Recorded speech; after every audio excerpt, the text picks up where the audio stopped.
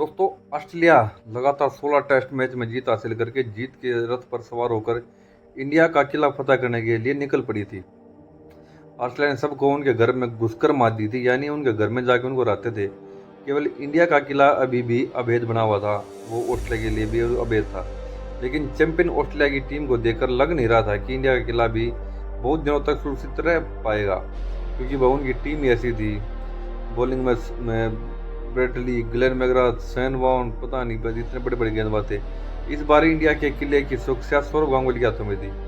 गांगुली, जो अपनी fighting spirit के लिए मशहूर थे, उन्होंने कहा कि इतनी आसानी से ऑस्ट्रेलिया को इंडिया का किला फतह नहीं करने दूंगा। ऐसा चक्रव्यूह रचूंगा कि ऑस्ट्रेलिया की सारी एकड़ी निकल जाएगी। गांगुली सबसे बड़ी समस्या ये थी कि टीम इंडिया का सबसे बड़ा मैच विनर अनिल कुंबले चोट की वजह से पहले ही बाहर हो चुका था, जिससे वह इंडिया की ताकत जो है आधी हो चुकी थी। फिर सौरव गांगुली ने एक ऐसे बच्चे पर दाव खेलने की सोची जो 15 महीने से टीम से बाहर चल रहा था। जी हाँ, वो बच्चा था सोनू, यानी भज्जी हरभजन सिंह। कुंबले के चोटिल हो जाने के बाद एक पुराने स्पिनर नरेंद्र इरवानी को लेकर बहुत बड़ी चर्चा हुई थी कि कुंबले की अनुपस्थिति में उनको मौका दिया जाए। हालांकि उनका जो है प्राइम जा चुका था, लेकिन दादा अड़ गए कि मुझे सिर्फ भज्जी चाहिए, मुझे सिर्फ भज्जी पर ही भरोसा है। और वही आखिर में क्या हुआ कि सिलेक्टर्स को गांगुली की जीत के आगे झुकना पड़ा और हरभजन सिंह को टीम में शामिल कर लिया गया। और उसके बाद में कहते हैं कि बिना किसी गॉडफादर के कुछ भी नहीं कर सकता। शायद गांगुली भज्जी के गॉडफादर ही बनकर आए थे। इसलिए हरभजन सिंह गांगुली के बारे में हमेशा कहते हैं कि अगर दादा ना होते तो शायद टर्मिनेटर नहीं होता, हरभजन सिंह नहीं होता, और हरभजन सिंह इतना बड़ा प्लेयर कभी नहीं बनता। उस ऐतिहासिक सीरीज पर आते ही, जिसे क्रिकेट वर्ल्ड की सर्वश्रेष्ठ टेस्ट सीरीज कहा जाता है, ऑस्ट्रेलिया और इंडिया की टीम जब पहले टेस्ट मैच में मुंबई के मैदान पर आमने सामने हुई तो शायद जिसकी उम्मीद थी कुछ वैसा ही हुआ, और ऑस्ट्रेलिया ने पहले टेस्ट मैच में इंडिया को बुरी तरह से हरा दिया। इस मैच में इंडिया 10 विकेट के बहुत बड़े अंतर से हार गई। हरभजन सिंह को इस मैच में केवल 4 विकेट ही मिल सके। इंडियन टीम और उनके फैंस का मनोबल बुरी तरह से टूट चुका था और सबको लगा ये पूरी सीरीज के हर मैच की यही कहानी होने वाली है। लेकिन उस इंडिया की टीम में कुछ ऐसे प्लेयर थे जो इतिहास रचने को बेताब थे। यह बात ऑस्ट्रेलिया को नहीं पता थी, ये बात सिर्फ ऊपर वाले को पता थी। अब दूसरे टेस्ट मैच जो कि होता कोलकाता में, फिर से दोनों टीमें आमने सामने हुई, जिसे क्रिकेट इतिहास का सर्वश्रेष्ठ टेस्ट मैच कहा जाता है।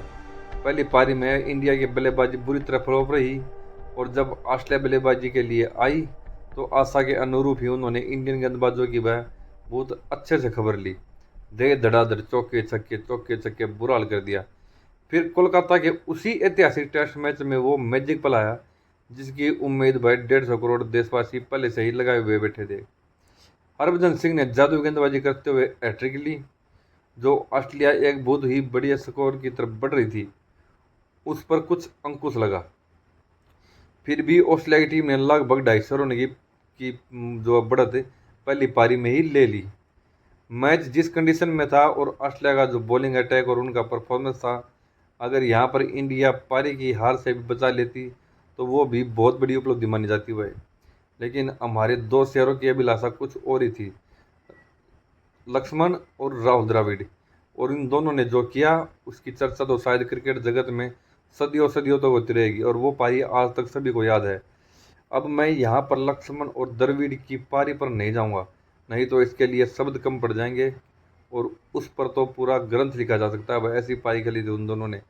द्रविड़ और लक्ष्मण की ऐतिहासिक बल्लेबाजी के बाद जब लगा कि अब यह टेस्ट मैच ड्रा हो जाएगा, क्योंकि मैच में बहुत ज़्यादा वक्त बचा नहीं था, तो हरभजन सिंह ने इस टेस्ट मैच को पूरी तरह से ही ऐतिहासिक बनाने का फैसला कर लिया भाई।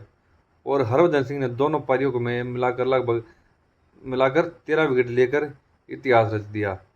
अंतिम विकेट के रूप में जैसे ही हरभजन सिंह ने मैग्राथ को एलबीडब्ल्यू आउट किया, पूरे देश में ऐसे लगा कि जैसे दिवाली सी आ गई हो भाई। खुशी के मारे हम लोग इतना उछल रहे थे कि बेड ही टूट गया हो, मान ले, ऐसा लग गया था भाई। पर उस जीत के आगे कौन बेड की परवाह करता है। हम पारी की हार के करीब खड़े थे और ऐसा लग रहा था भाई कि जैसे इंडिया की टीम ने वर्ल्ड चैंपियन को हरा के हमने वर्ल्ड कप जीत लिया हो। ऑस्ट्रेलिया को वहाँ से टेस्ट मैच हरा दिया था, तो ये बहुत बड़ी उपलब्धि है। ये तो किसी के जो सपने में भी नहीं सोचा हुआ है वो काम कर दिया। और जीत के जिस टॉनिक और कॉन्फिडेंस की जरूरत थी टीम को वो मिल चुका था। कोलकाता टेस्ट में 13 विकेट लेने वाले हरभजन सिंह ने इससे भी कुछ बड़ा करने की ठान ली थी भाई।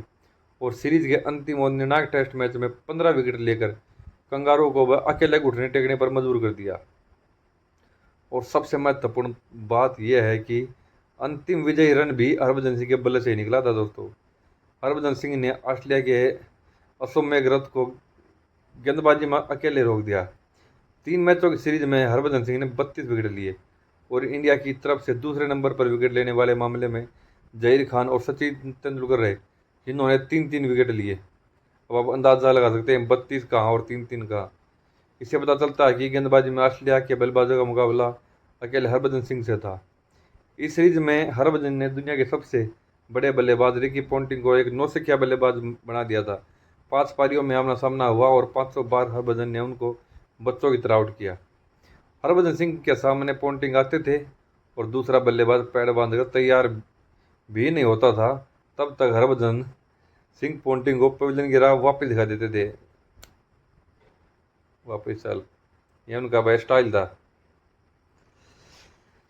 और भाई हम ये कह सकते हैं कि ये सीरीज हरभजन सिंह के लिए लाइफ चेंज करने वाली साबित हुई। अभी तक हरभजन सिंह की इमेज इस सीरीज के पहले एक घमंडी और बदतमीज लड़के की थी, लेकिन इस सीरीज के बाद हरभजन पूरे देश के लाडले बन चुके थे और दुनिया अब उनको एक नए नाम के से जानने लगी थी। और वो नया नाम था टर्मिनेटर। बचपन का नाम सोनू अब दुनिया